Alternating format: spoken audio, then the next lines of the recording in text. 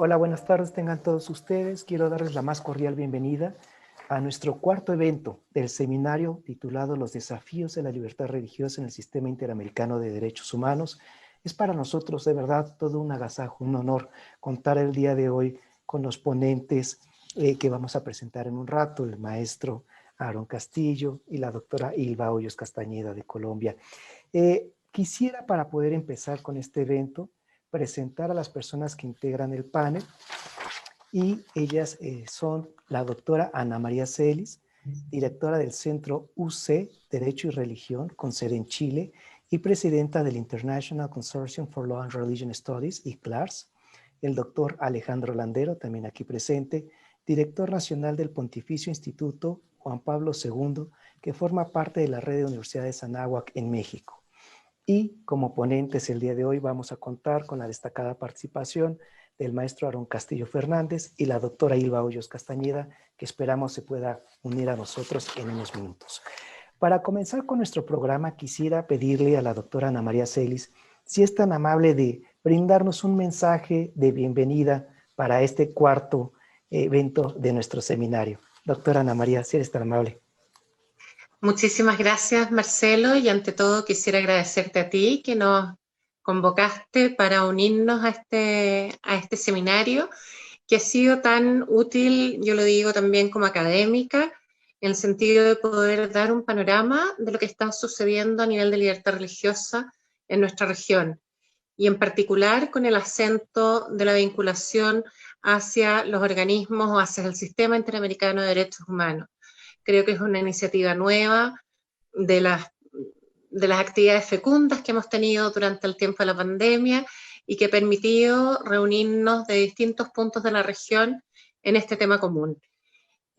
Así es que en ti agradezco el artículo 18, también agradezco al Pontificio Instituto Juan Pablo II, la persona de don Alejandro, por la facilitación que han hecho de todo lo que se requiere para realizar este seminario, y en especial a quienes son los ponentes también del día de hoy, los expositores Aarón Castillo e Ilva Miriam Hoyos Castañeda, y por cierto a cada uno de los asistentes que desde sus países, con sus horarios, están viendo ahora o luego en diferido este interesante encuentro en torno a Colombia y Estados Unidos. Muchísimas gracias y que sea un muy buen encuentro.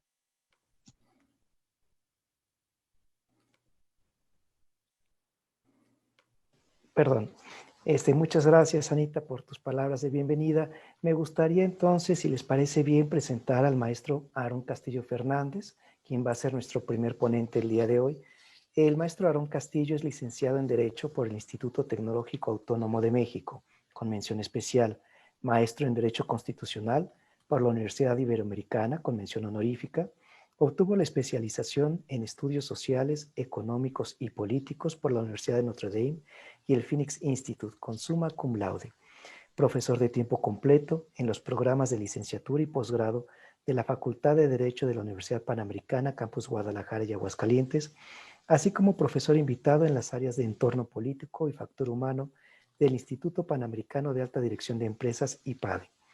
Investigador de tiempo completo en la División de Ciencias Sociales y Jurídicas del Centro de Investigación Social Avanzada, así como director general del mismo, y también en la Universidad de Anáhuac. Ha impartido clases en la Facultad de Derecho en el Departamento de Humanidades y el Departamento de Desarrollo Integral del Campus Querétaro, así como en los programas de liderazgo de la Red Anáhuac y el Instituto Juan Pablo II.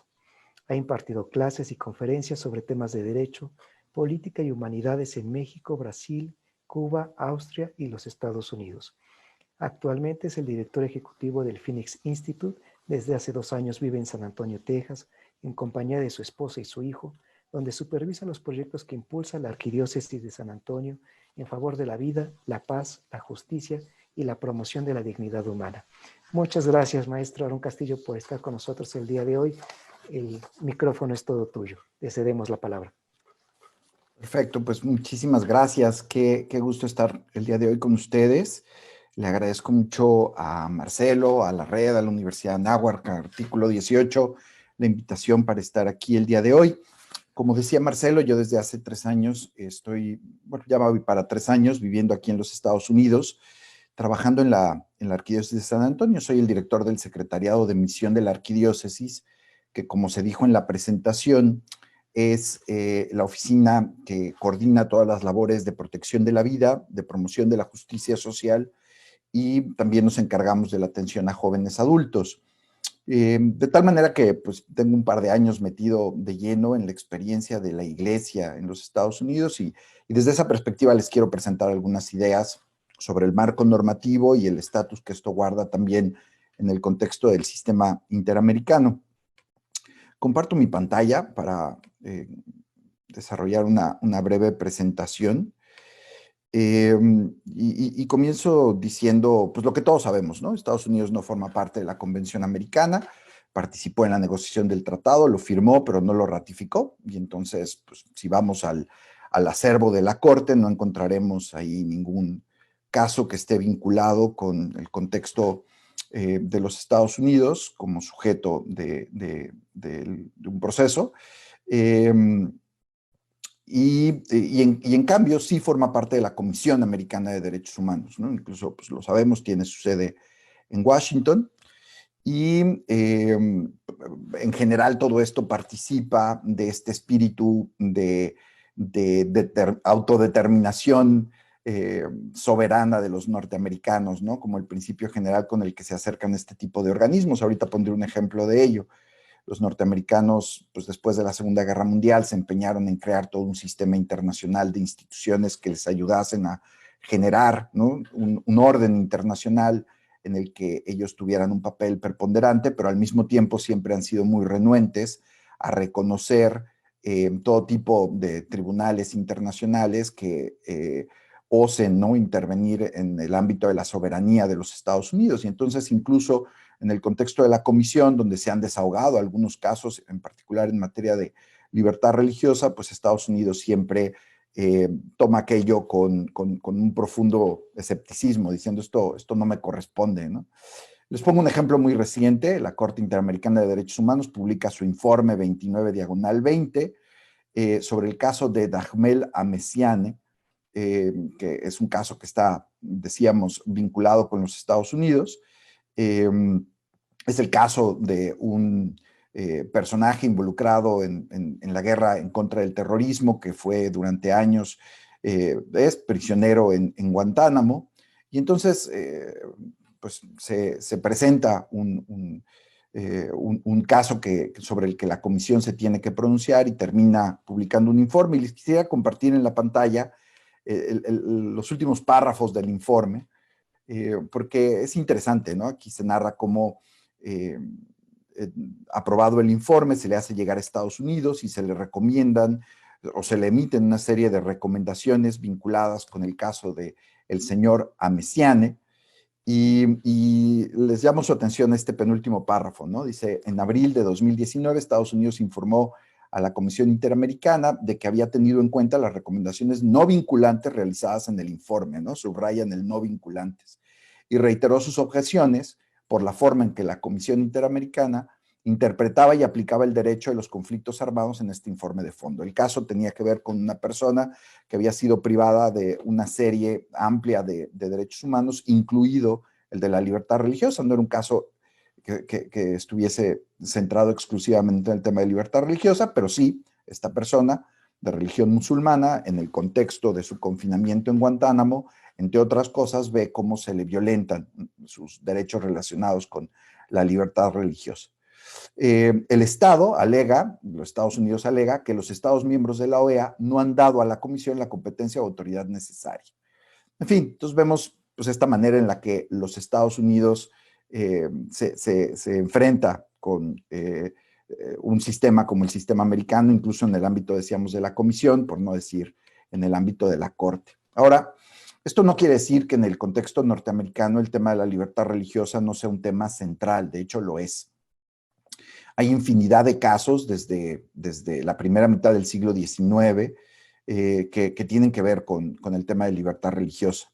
y no ha parado de haberlos, ¿no? Al final les presentaré uno que de manera muy conveniente la Corte resolvió el día de ayer, una noticia con la que amanecimos el día de hoy, que tiene mucho que ver con la pandemia y el contexto del COVID, así que es de lo más atinado, ¿no? Para que lo comentemos ahora. La Constitución norteamericana, 1787, no tiene mayores disposiciones en materia religiosa, salvo lo que se conoce como la No Religious Test Clause en el artículo 6 de la Constitución. Leo la sección tercera que dice: los senadores y representantes ya mencionados, los miembros de las distintas legislaturas locales y todos los funcionarios ejecutivos y judiciales, tanto de los Estados Unidos como de los diversos estados, se obligarán mediante juramento o protesta a sostener esta Constitución. Pero nunca se exigirá una declaración religiosa como condición para ocupar ningún empleo o mandato público de los Estados Unidos. Es la única mención que hay en el texto de esta breve y muy influyente y relevante Constitución que menciona algo relativo a la religión. Recordemos que en su primera etapa, después de su independencia, Estados Unidos es una confederación durante un breve tiempo y después resuelve, habiendo estado regulada por los artículos de la confederación, constituirse como una federación. Y esto es relevante para nuestro tema, lo vamos a ver en un momento cuando hablemos de la enmienda 14ª, porque pues, al final del día el espíritu tanto de la confederación como después de la federación tenía que ver con crear una constitución que estableciese un gobierno federal que estuviese lleno de restricciones con respecto de la autonomía de los estados, de la soberanía de los estados. Y pues en ese contexto sabemos que la Constitución norteamericana pues es una constitución muy escueta, ¿no? Y no obstante, pues centrada en este determinar qué era lo que le correspondía al gobierno federal. Al no darle la autorización o ninguna encomienda particular en materia de religión, el entendido era que todo eso quedaba confinado al ámbito soberano de los estados, ¿no? Sistema federal en donde la federación solamente puede hacer aquello que le está explícitamente permitido. Y por lo tanto, pues esta formulación original nos hacía ver que el tema de la libertad religiosa le correspondía regularlo a los estados. No obstante, como bien sabemos, unos cuantos años después, en 1791, se complementa el texto constitucional con una declaración de derechos. La lógica de esta declaración de derechos no es que la Constitución no los contemplara o que esto fuese una especie de añadido artificial, sino que al final del día no se está haciendo sino explicitar el mismo espíritu que ya estaba contenido en la Constitución y también en la Declaración de Independencia, donde ahí sí la mención al tema religioso es constante, ¿no? Desde el preámbulo, ¿no? Esta idea de que todos hemos sido creados iguales y se subraya la noción de creación haciendo referencia a un creador y a continuación así se dice, ¿no? Que el creador le ha conferido a las personas los derechos a la vida, a la libertad y a la persecución o a la consecución de la felicidad. Pero bueno, decíamos, en 1791 se presenta el Bill of Rights y la primerísima enmienda hace referencia y de hecho abre haciendo referencia al tema de la religión, de la libertad religiosa. El Congreso, dice la primera enmienda, no formulará ley alguna por la que adopte una religión como oficial del Estado o se prohíba practicarla libremente, o que coarte la libertad de palabra o de imprenta o el derecho del pueblo para reunirse pacíficamente y para pedir al gobierno la reparación de agravios, ¿no? Entonces, la primera enmienda hace referencia al tema de libertad religiosa, no exclusivamente, también contempla otros derechos, la libertad de expresión, la libertad de reunión, el derecho de petición, ¿no? Y entonces de esta primera enmienda nos quedamos solo con la primera parte, que es lo que se conoce como la Religious Clause, la cláusula religiosa. Y en su interior, a su vez, se distinguen dos cláusulas que se constituyen como el marco normativo a partir del cual se regula todo el tema de libertad religiosa en Estados Unidos. Lo leo en inglés. Congress shall make no law respecting an establishment of religion or prohibiting the free exercise thereof. Y entonces son dos elementos, ¿no? el Congreso, y se entiende el Congreso federal, el gobierno federal en su rama legislativa, no establecerá ninguna ley que adopte una religión. En inglés esto de establishment clause, el tema de establishment es más amplio, ¿no?, que esta traducción de adopte. Y eso da origen a la primera de las cláusulas, ¿no?, la establishment clause. Y eso tiene que ver con, fundamentalmente, donde nadie discute, donde el tema es bastante pacíficamente aceptado por todos, es que el gobierno federal no puede constituir a los Estados Unidos como un estado confesional, no se puede establecer una iglesia nacional, no se puede determinar, ¿no?, cuál va a ser el credo religioso de este pueblo. Eso es una libertad que le corresponde a cada quien. Esa es la parte, digamos, no contendida. Después hay todo un universo de grises en donde la Establishment Clause, como veremos a continuación, pues también tiene que ver en cómo se vinculan y cómo relacionan el Estado con las iglesias. Porque no solamente se trata de crear una iglesia o de establecer una religión como religión nacional u obligatoria, sino también de regular la vinculación entre iglesia y Estado. Y luego, por otro lado, la Free Exercise Clause, ¿no?, que ya tiene que ver con el derecho individual de ejercer, ¿no?, la libertad religiosa.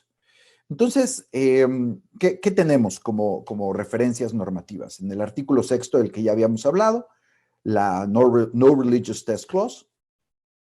En la primera enmienda, por un lado, el Establishment Clause, que explicábamos, ¿no?, que tiene que ver con esta prohibición del Estado de establecer o reconocer a una iglesia como la iglesia nacional o una iglesia nacional.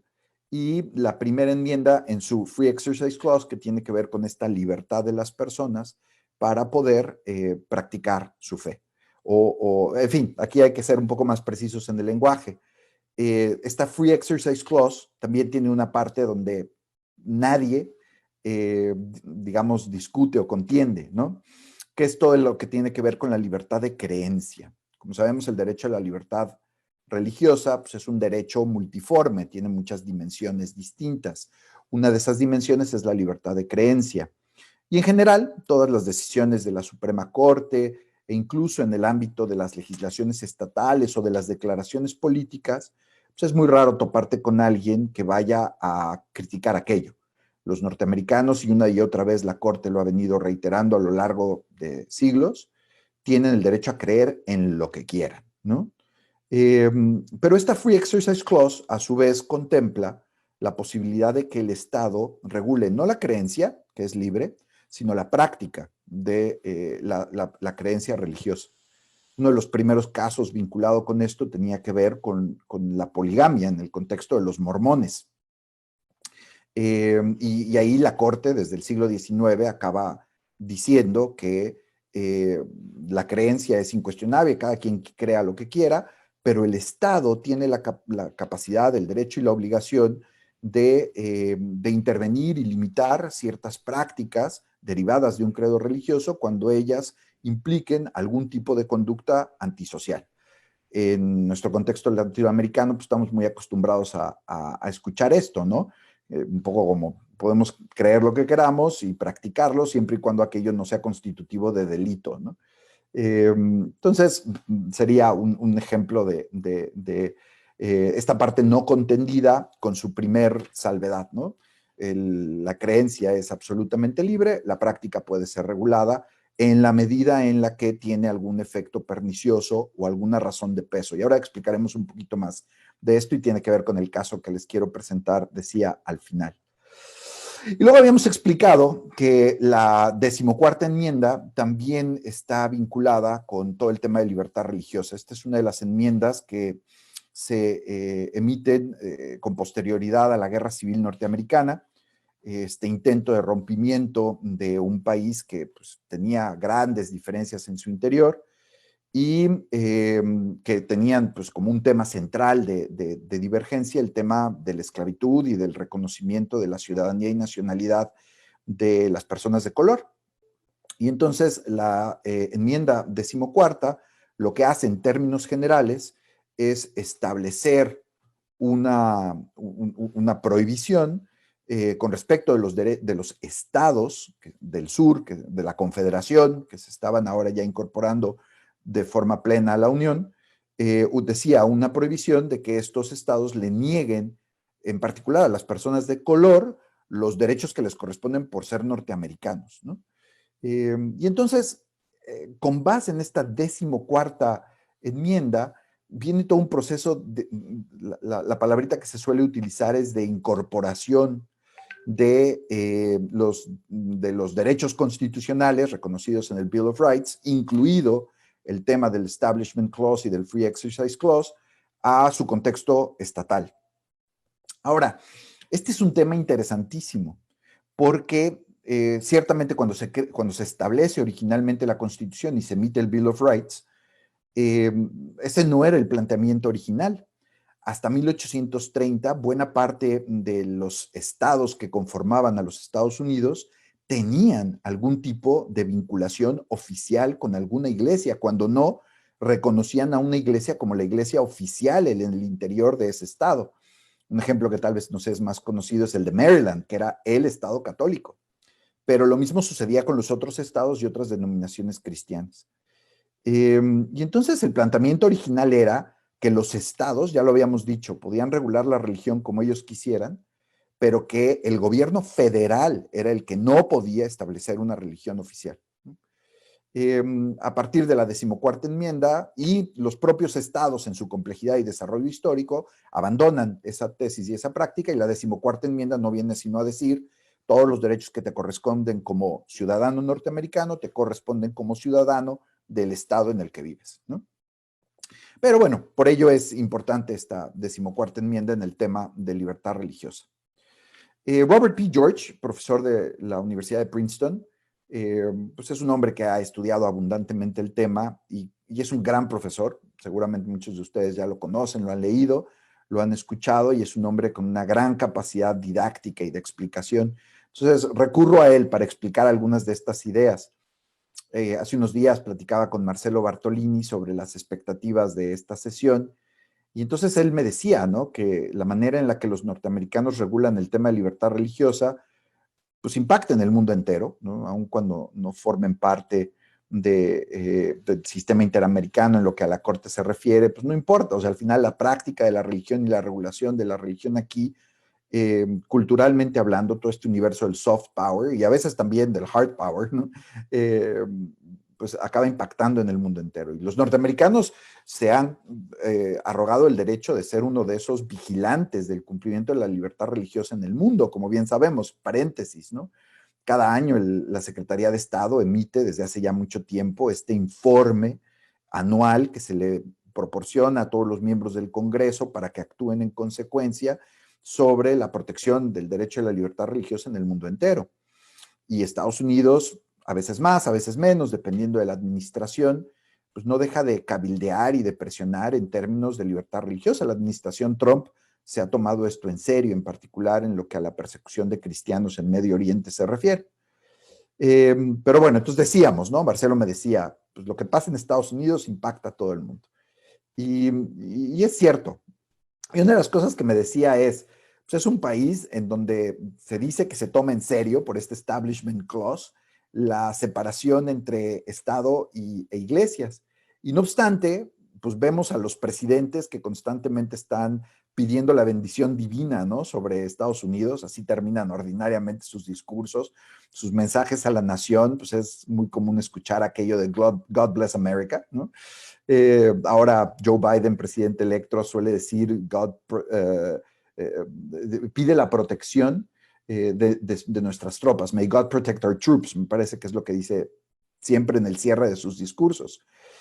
O tal vez, por poner otro ejemplo muy reciente, ¿no? No sé si vieron este primer discurso, no de declaración del triunfo por la situación tan particular que se vivió en los 15 días anteriores, después de las elecciones, pero Joe Biden hace al menos 2 referencias importantes al tema religioso, al estar anunciando que esperan el triunfo, ¿no?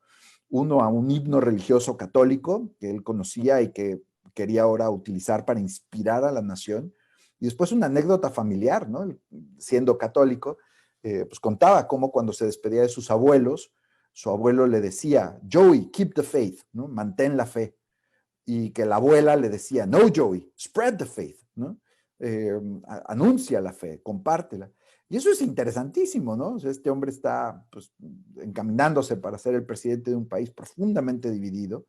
Esas divisiones tienen mucho que ver con el credo religioso de la gente y no obstante en su primer discurso a la nación no tiene ningún problema porque eso es muy común en Estados Unidos de hacer referencias religiosas. Entonces decía que cuando le preguntan a Robert P. George, a ver, ¿qué tipo de sistema de regulación de la libertad religiosa y la relación entre el Estado y la Iglesia tiene el norteamericano? Pues Robert P. George empieza a hacer este tipo de razonamientos históricos, ¿no? Primero, pues como bien sabemos, Estados Unidos tiene su origen en un grupo de distintas denominaciones religiosas que salen huyendo de Europa en el contexto de las guerras de religión, que quieren huir de estados confesionales que no les permitían practicar libremente su fe. Y no solo eso, sino que ya después, consumada la independencia, los primeros presidentes norteamericanos reconocen la importancia del tema religioso como una parte central de la estructura social, cultural y por lo tanto también política de la naciente realidad norteamericana. Es muy famoso como George Washington en su discurso de despedida después de terminar su segundo periodo presidencial, pues dice estas palabras, ¿no? Dice, todas las disposiciones y hábitos que llevan hacia la prosperidad en materia política están sostenidos en la religión y en la moralidad. Son los soportes indispensables de la política, la religión y la moralidad. Y después John Adams dice algo muy similar, ¿no? El primer vicepresidente, segundo presidente de los Estados Unidos. O sea, nuestra constitución fue hecha para un pueblo moral y religioso y es completamente inadecuada para gobernar a un pueblo que no sea moral y religioso. Entonces, dice Robert P. George que entre los extremos del Estado confesional inglés y la laicidad francesa, ¿no? Está el sistema norteamericano, donde sí hay una división entre iglesia y Estado, donde decíamos, ¿no? Desde la primera enmienda, el Estado tiene prohibido el establecer un credo religioso, instituir una iglesia, y no obstante, la religión permanece como un factor indispensable en el ámbito público. Ya en la manera de ser, en la personalidad, en los argumentos de los gobernantes y políticos, ya también en una sociedad civil que abraza su fe y la convierte en su bandera para después impulsar infinidad de cambios y transformaciones en la sociedad. A Robert P. George le gusta mucho poner el ejemplo de Martin Luther King y de cómo para los norteamericanos no es extraño que sus grandes figuras públicas, políticas o sociales, utilicen argumentos de corte religioso para con ello fundamentar posturas que después también tendrán que defender en el ámbito público con argumentos seculares, ¿no? Pero bueno, el tema es que en Estados Unidos no hay claramente un Estado confesional, tampoco hay un sistema de laicidad. Robert P. George diría que hay un mundo de grises, ¿no? Entonces ya poníamos algunos ejemplos de ello. Volvamos a nuestro marco referencial. Le agradeceré a Marcelo que me mande un mensajito en cuanto yo ya me tenga que callar o que me diga que me quedan unos minutitos para poder detenerme. Entonces decía, para hablar de este universo de grises, ¿no? En donde la Corte interviene y a lo largo del tiempo la Corte ha tenido posiciones más restrictivas o más amplias con respecto de este tema, ¿no? Entonces, en el Establishment Clause ya habíamos puesto el ejemplo. La parte no combatida del tema es que al Estado no le corresponde constituir una iglesia, mucho menos una iglesia nacional o establecer un credo nacional. Y no obstante, hay un universo de grises que tienen que ver con la colaboración con las iglesias, ¿no? Y entonces, otra vez, a veces las decisiones de la Corte han sido más restrictivas y otras veces más permisivas. Un ejemplo, por poner uno entre tantos, ¿no?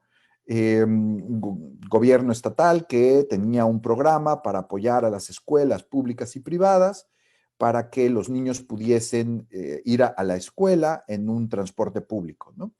Y entonces buena parte de esas escuelas eran escuelas católicas y la pregunta era si financiando el transporte público el Estado está violentando el Free Exercise Clause porque se está vinculando con una institución religiosa, apoyándola en una de sus tareas. Y entonces, pues es este universo de grises donde la Corte responde, no, no se está aquí apoyando una tarea propiamente religiosa, sino que hay una finalidad secular. Esto tiene que ver con una de las pruebas que se han desarrollado a lo largo del tiempo para determinar si esa vinculación entre la Iglesia y el Estado es legítima o no, la Lemon Test, perdón, que tiene tres niveles de pregunta y tal vez podemos volver a esto más adelante. Pero el punto es que aquí la pregunta es, ¿esto que está haciendo el gobierno lo hace para apoyar una causa religiosa o tiene una finalidad secular? Y la respuesta es, pues tiene una finalidad secular, está apoyando la educación. Y esto es un compromiso del Estado para apoyar digamos, el desarrollo de la religión. No, pues no lo es. Y finalmente, esto implica la expresión en inglés es excessive entanglement, ¿no? Una especie como de vinculación excesiva entre una iglesia y el Estado. No, pues tampoco lo es, ¿no? Es un programa general que ayuda a todas las escuelas, es un tema de apoyo al derecho a la educación.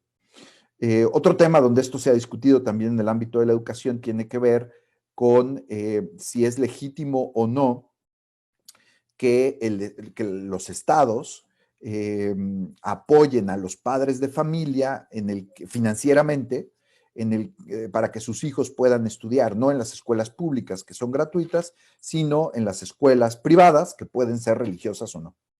Y en un primer momento la Corte dijo que no, y aplica un criterio más restrictivo, y eventualmente acaba diciendo que sí, ¿no? Y que ya será responsabilidad de cada estado el determinar si va a permitir o no que haya estas figuras de vouchers, por ejemplo, de vouchers educativos, ¿no? Entonces son ejemplos de este universo de grises, en donde vemos que este establishment no solamente tiene que ver con la fundación, mantenimiento de una iglesia, sino también tiene que ver con estos ámbitos de colaboración y de financiamiento, ¿no? Entonces, hay muchos casos sobre esto, ¿no? Otro ejemplo podría ser si es legítimo o no que el gobierno o algún gobierno estatal o federal apoya a una universidad católica, le brinde fondos, ¿no? Para que pueda desarrollar tareas que le son propias, ¿no? Y entonces, pues tiene mucho que ver con bueno, ¿y qué es lo que está financiando? Si lo que está financiando es el establecimiento de una capilla, ¿no? O como en otro momento sucedió, ¿no? Pagándole el sueldo a las monjas que le dan clases a los niños, pues eso probablemente, o no probablemente, la Corte ha dicho eso no se puede hacer. Si en cambio lo que está haciendo es pagar aulas y bibliotecas, pues entonces eso tiene una finalidad distinta, ¿no? Y entra dentro de un sistema más grande. Y ahorita quiero volver a esto, si nos da tiempo. Y después en el universo del Free Exercise Clause, pues ya está este elemento clarísimo, ¿no? La libertad de creencia, pero después está todo el universo de grises para determinar hasta dónde puede llegar esa libertad de ejercicio, ¿no? de la fe. O sea, queda claro que la fe no es solamente un fenómeno individual, que no se trata solamente de uno creer y celebrar su fe personalmente, sino que la fe es un fenómeno social. Y entonces aquí vendría todas esas otras dimensiones que tienen que ver con el ejercicio de una vida o el desarrollo de una vida inspirada en las propias creencias, ¿no? Y ahí también con sus más y sus menos, y también con algunos tests históricamente determinados y repetidos en el tiempo, la presunción en general es en contra del gobierno, ¿no? Si el gobierno quiere limitar en algo las acciones derivadas de las creencias religiosas de una persona, pues entonces el gobierno tiene que probar que aquello tiene una finalidad secular, que no va en contra de un credo específico, sino que es una regla general. Tiene que probar que lo está haciendo de la manera menos dañina posible, que está haciendo las cosas con, digamos, el mínimo de interferencia en el ámbito de un derecho fundamental como es el derecho de religión. Y ahorita quiero ponerles un ejemplo de esto. Quisiera volver por un segundo, me quedan ya 5 minutos, a esto que explicábamos del Establishment Clause y lo que explicábamos, siguiendo a Robert P. George, sobre la importancia que la religión tiene en el contexto norteamericano. Me llamó mucho la atención, lo escuché ahora en estos días con miras a esta reunión, un discurso que dio hace unos meses el fiscal general norteamericano,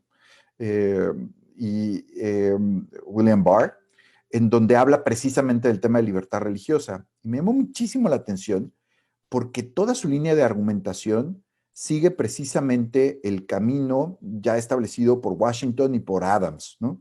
La religión es importante porque nos mantiene viviendo una vida moral, sin la cual la convivencia en sociedad es imposible. Entonces, debemos de permitir y proteger la libertad religiosa porque eso nos permite vivir en una sociedad que, digamos, es sostenible, ¿no? Tiene otras aseveraciones y después lleva esto al ámbito de la educación de los propios hijos y, en fin, temas vinculados, pero en el fondo hay una cierta visión utilitaria desde una perspectiva pública de la fe, ¿no? La fe es importante porque hace que la gente se porte bien. Si la gente cree en los 10 mandamientos, pues no matará, no robará y no mentirá, y todo eso permite que la sociedad prospere, y por eso la religión es un bien público, ¿no? Y hay que protegerlo.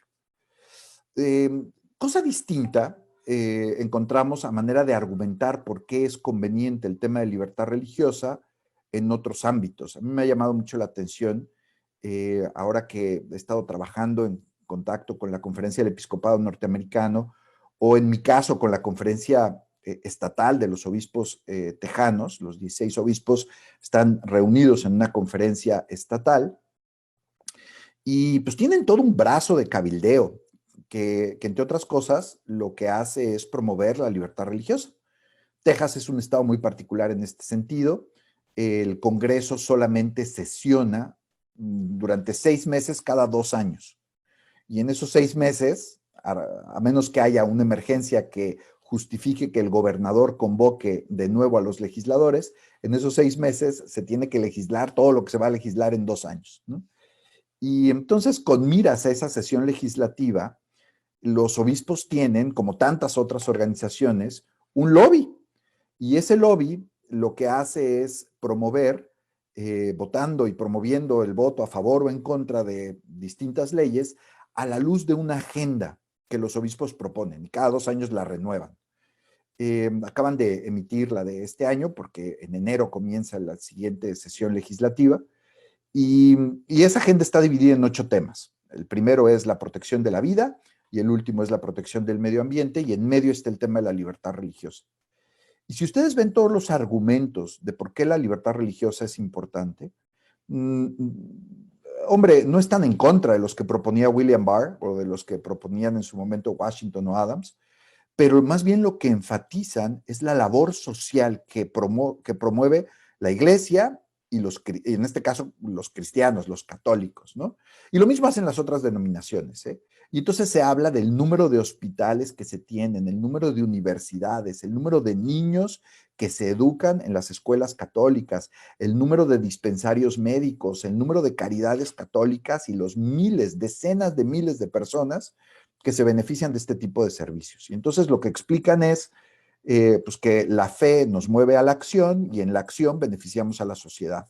Y por lo tanto conviene proteger la libertad religiosa porque descarga al Estado de infinidad de responsabilidades que de otra manera le corresponderían cumplir en materia de salud, en materia de educación, etc. Es otra manera complementaria, no contradictoria, decíamos, de argumentar. Y luego vemos estos grandes organismos con presupuestos de millones de dólares. Les pongo ejemplos de instituciones católicas que son con las que me toca convivir cotidianamente, pero las hay también de muchas otras denominaciones religiosas, judíos, cristianos, musulmanes, etcétera, a la manera de Catholic Relief Services o de Catholic Charities, que son precisamente las que desarrollan todo este tipo de actividades. Y en muchas ocasiones, y esto nos lleva otra vez al Establishment Clause, en colaboración con el gobierno, utilizando fondos públicos, ¿no? Tanto en el ámbito nacional, que es lo que hace Catholic Charities, como en el ámbito internacional, que es lo que hace CRS. infinidad de los programas de ayuda que cada año el Congreso norteamericano promueve para países en vías de desarrollo, se opera a través de organismos como como CRS. Entonces son ejemplos de esta colaboración estrecha entre el Estado y las iglesias. Y termino, porque ya estoy sobre el tiempo, diciendo que esto pues, ya se ve que es un ámbito de tensiones y de conflictos, ¿no? El propio Robert P. George así lo aclara desde el principio, ¿no? Es decir, cuando no estás en el extremo confesional, pero tampoco estás en el extremo de una laicidad radical, entonces estás en un mundo de grises donde constantemente hay que ir resolviendo caso por caso, ¿no? Y descubriendo principios y reglas que nos ayudan a vigilar, ¿no? El cómo vamos a proteger y valorar esta libertad que es tan importante como lo es la libertad religiosa. Cuando se citan autores como Washington o como Adams, también se suele citar a Jefferson. Y Jefferson decía que entre la iglesia y el Estado tiene que haber un muro absoluto de separación en Estados Unidos. Y entonces, otra vez, ¿no? Ese es el contexto donde los norteamericanos se han estado debatiendo desde entonces. ¿Qué significa ese muro? ¿Cuáles son estas partes no cuestionadas y cuáles son las partes que están sujetas a debate y que van a los casos? Pero bueno, podemos seguir hablando de casos específicos o lo que fuese en la parte final. Y solo esta referencia, ¿no? Justo ayer decíamos, la Corte resuelve a favor de la diócesis católica de Brooklyn, y ahí hay un caso paralelo con una congregación judía, y en contra del gobierno de Texas con respecto a las restricciones que se están exponiendo en el contexto del COVID. Esto tiene que ver con la Free Exercise Clause, y tal vez en la sesión de preguntas y respuestas les puedo explicar un poquito el argumento para que vean el análisis que hace la Corte en una decisión de 5-4. Y esto tiene mucho que ver también con el momento político que estamos viviendo. Pero bueno, muchas gracias.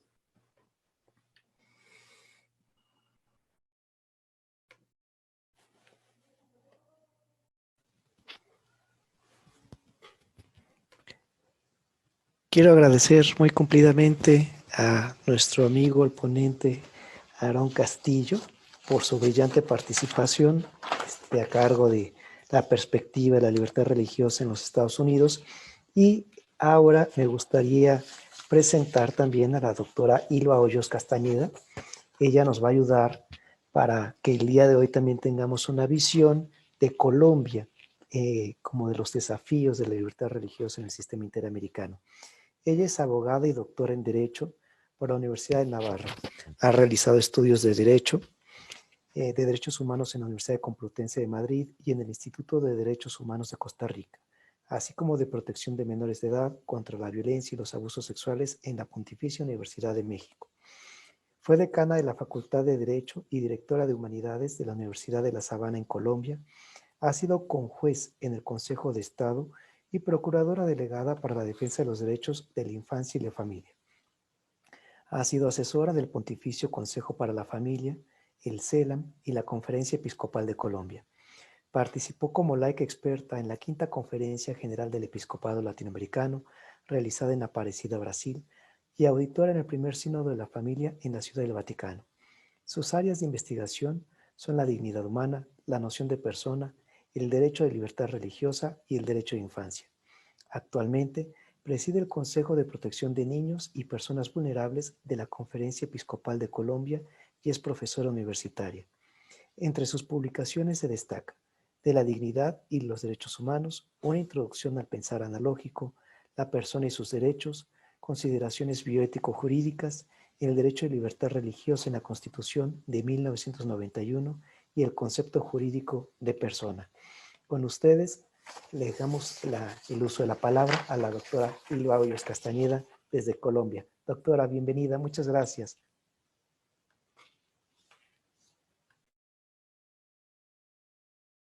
Perdón, está apagado el micrófono, doctora. Se fue la luz bueno, buenas noches. ¿Sí se escucha ahora? Muy bien, gracias. Me toca hacer uso de mi celular porque estamos sin luz en este sector de Bogotá. Pido disculpas, pero bueno, son las dificultades que tenemos en estos tiempos complejos de pandemia, de limitaciones de los derechos fundamentales, pero aquí estamos. Quiero expresar mi agradecimiento a Marcelo y a los organizadores de este ciclo de conferencias sobre el tema de libertad religiosa. Quisiera plantearles tres aspectos específicamente que tienen que ver con el derecho a libertad religiosa en Colombia.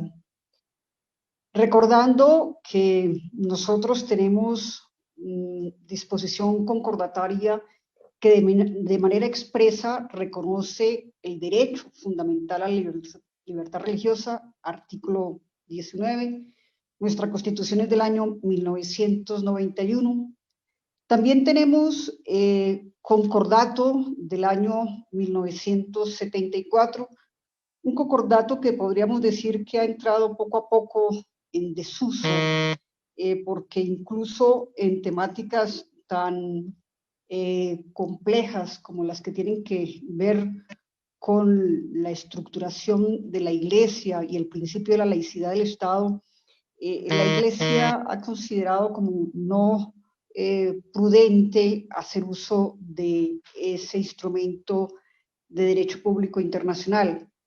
De igual forma, tenemos una ley estatutaria de libertad religiosa, la ley 133 de 1994, y una prolífica jurisprudencia de la Corte Constitucional que de una u otra forma, no solamente en la temática de la libertad religiosa, sino en otras temáticas, en ciertos pronunciamientos, ha implicado una modificación del texto constitucional, y el tema de libertad religiosa no está ajeno a ese activismo judicial que se ha desarrollado por parte de la Corte.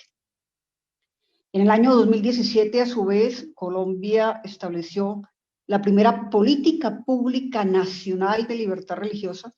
Eso no quiere decir que no haya otras políticas departamentales, municipales. Por lo tanto, tenemos un marco jurídico muy amplio que dificulta también el tratamiento de este tema porque no hay una única fuente normativa y el análisis jurisprudencial cada día entre nosotros es más complejo. A pesar de que no utilicemos el sistema de precedentes judiciales, también la Corte Constitucional y la Corte Suprema de Justicia y el propio Consejo de Estado han ido poco a poco determinando que los precedentes judiciales forman parte de la propia Constitución, si se trata sobre todo de la Corte Constitucional, lo que hace aún más complejo el análisis de esta o de otras temáticas. Este año 2020 que tanto nos ha afectado, creo que ha afectado mucho el tema del derecho de libertad religiosa. Yo creo que estamos en una u otra forma, por lo menos en Colombia, en un proceso cada vez más rápido, más veloz, de secularización de la sociedad, en alguna forma amparado ahora por este tema de la pandemia.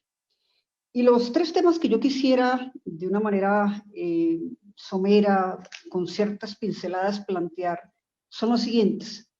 En primer lugar, un pronunciamiento de la Corte Constitucional colombiana en relación con el tema del derecho de información, de la libertad de expresión y el derecho de petición, en lo que hace referencia a solicitudes presentadas por los periodistas cuando está de por medio la investigación de casos de abuso sexual o violencia sexual cometida por clérigos pertenecientes a la Iglesia Católica. Tema muy complejo y de gran actualidad en el mundo y también en Colombia. El segundo tema que quisiera mencionarles también de una manera general es la reglamentación que se ha expedido en Colombia en relación con la temática religiosa a raíz de la pandemia. Y finalmente, un pronunciamiento que se llevó a cabo por parte de la Corte Suprema de Justicia en relación con un Twitter del presidente de la República con ocasión de los 101 años de la patrona de Colombia y que ameritó un pronunciamiento de los jueces de la República. La primera sentencia es la sentencia de tutela T091 del año 2020, de marzo de este año. Para quienes están interesados, es muy fácil conseguirla en la página web de la Corte Constitucional. Se trata de una sentencia de tutela. Nosotros distinguimos entre sentencias de tutela, donde los magistrados que deciden son 3, y sentencias de constitucionalidad o de unificación, donde la decisión la adopta la sala plena integrada por 9 magistrados. En el caso de esta sentencia T091 del año 2020, es la primera sentencia, el primer pronunciamiento de la Corte Constitucional en relación con el tema de abusos sexuales y específicamente de la información que solicitan los periodistas a las organizaciones eclesiásticas o a una arquidiócesis. En este caso, la accionada fue la Arquidiócesis de Medellín y la Sociedad Salesiana San Luis Beltrán, también de la ciudad de Medellín. Entre nosotros existe un derecho fundamental que ha tenido también un desarrollo en ley estatutaria, tiene norma constitucional y una amplísima jurisprudencia constitucional, que es el derecho de petición. ¿En qué consiste? Cualquier persona, bien sea una persona física, una persona natural, una persona jurídica, puede presentar peticiones respetuosas a instituciones públicas o privadas y debe contestarse en un tiempo prudencial, de una manera clara, veraz, y si no se contesta en ese tiempo hay posibilidades, o bien sea de presentar una acción de tutela o hay un mecanismo previsto también en la legislación que permite darle prioridad a estas solicitudes en la medida en que se considera que muchas veces los funcionarios administrativos o cualquier particular hacen caso omiso a las solicitudes que se envían para obtener información, copias, en relación con una determinada entidad. En este caso, el periodista reconocido en Colombia, incluso ha sido galardonado ya 2 veces con el Premio Nacional del Periodismo por una publicación que tituló "Dejad que los niños se acerquen a mí". Y en alguna medida esas investigaciones periodísticas que él ha adelantado, las ha obtenido, entre otras, a través de derechos de petición y de, básicamente, de actividades que él ha desarrollado buscando información para sus publicaciones en prensa y en radio. La solicitud que presenta el periodista estaba encaminada a obtener información en torno a investigaciones que se estaban adelantando por parte de la arquidiócesis en relación con el tema de los abusos sexuales cometidos por clérigos. Incluso en su primera publicación es muy crítico con la arquidiócesis de Medellín y él presenta varias solicitudes, varios derechos de petición a la arquidiócesis buscando información y expresamente afirma que a su juicio existe una red de carácter público en la ciudad de Medellín, en alguna forma conformada por sacerdotes, que él trata de evidenciar y de poner de una u otra forma como sobreaviso para tratar de evitar abusos sexuales a menores de edad. La arquidiócesis responde, lo mismo la sociedad salesiana, responde, pero a juicio del periodista esa información no es completa, no es veraz ni eficaz, y entonces esto da origen a que se presente una acción de tutela. Nosotros, no solamente el tema del derecho a libertad religiosa, sino otros derechos fundamentales, estamos muy acostumbrados ya a que sean decisiones de los jueces las que entren a dirimir las controversias que se presentan en relación con esta temática. Pues bien, la Corte Constitucional se pronuncia a través de esta sentencia T091 del año 2020, que se constituye en sentencia hito en relación con el posible conflicto y la necesaria ponderación de derechos cuando están de por medio información de interés público y también derechos fundamentales de los niños. Los derechos en colisión, derecho de petición, información, libertad de expresión por un lado, y el derecho de libertad religiosa de las instituciones, en este caso de la arquidiócesis y de la sociedad salesiana. La sentencia es de tutela y es una sentencia dividida en el sentido de que 3 magistrados toman o integran mejor la sala, pero hay un salvamento de voto y una aclaración de voto, es decir, que prácticamente hubo una decisión dividida, pero que forma parte de esos precedentes judiciales. ¿Por qué es importante esta sentencia? No solamente por lo que ya he expresado, porque por un lado ratifica un pronunciamiento de la Corte del año 2018, que es la T-449 de ese año, en la que de manera expresa la Corte manifiesta que se pueden presentar derechos de petición contra las instituciones de la Iglesia. Pero no solamente hace referencia a ese punto, sino a un tema que para nosotros es un poco complejo, que es cuál es la naturaleza jurídica de las instituciones eclesiásticas, por ejemplo, de una arquidiócesis o de una diócesis, porque en el derecho colombiano, y teniendo en cuenta la Ley de Libertad Religiosa, la Ley 133 del 94, nosotros hacemos referencia a una personería jurídica de derecho público eclesiástico. Y en la legislación relativa al derecho de petición se manifiesta que las organizaciones privadas, entre otras las organizaciones religiosas, son susceptibles de ser consideradas dentro de las instituciones respecto a las cuales se pueden presentar estos derechos de petición.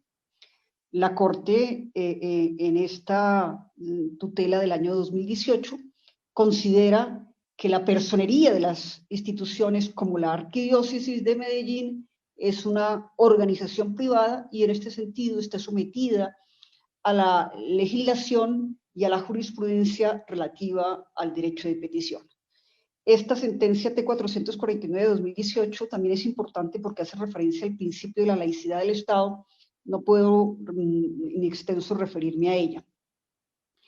La sentencia del año 2020, entonces, retoma este principio, manifiesta que ya hay una decisión en el sentido de que las organizaciones privadas, entre otras las organizaciones religiosas, pueden ser accionadas y se detiene a estudiar, la sentencia no es muy extensa, nosotros somos muy dados a tener sentencias larguísimas, esta es una sentencia más bien corta, pero hace algunas precisiones respecto del derecho de información y manifiesta que para ponderar y determinar si se van vulnerados o no derechos fundamentales, tiene que precisarse qué tipo de información se está solicitando y parte de la distinción entre información de datos públicos, privados y semiprivados, y hace una clasificación en relación, por ejemplo, con la información de los sacerdotes relativa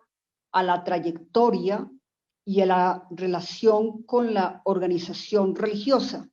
Entonces, ahí manifiesta que este tipo de preguntas, por ejemplo, si son miembros de una respectiva comunidad religiosa, si han trabajado en la misma, de qué comunidad proceden, si tienen plenas facultades ministeriales, cuáles son las fechas de las ordenaciones. Dice, estas informaciones no son reservadas, son informaciones públicas que pueden ser conocidas sin que necesariamente la Iglesia lo haya manifestado porque forman parte, digamos, como de ese saber de la comunidad y en este sentido, en relación con esta información, si la Iglesia no las da, es susceptible, a través de una acción de tutela, de solicitar este tipo de información. En relación con la información de los sacerdotes relativas a las denuncias formuladas en su contra y a las medidas consecuentes adoptadas por la organización religiosa, aquí la Corte manifiesta que este tipo de preguntas deben analizarse con mayor detenimiento, porque si de una u otra forma implican información que afecten a terceros o incluso a menores de edad, en este caso, en razón de la normativa existente, se requiere que el tercero expresamente autorice esta información. Aunque aquí hace una matización la Corte. Manifiesta que en todo caso deberá ponderarse si la información llegara a ser especialmente importante para tratar de prevenir un hecho delictivo. Por lo tanto, no hay una única respuesta frente a este tipo de preguntas, pero manifiesta que debe hacerse la ponderación, determinar si evidentemente esa información cumple con esa condición y en ese caso la accionada debe brindar la información correspondiente.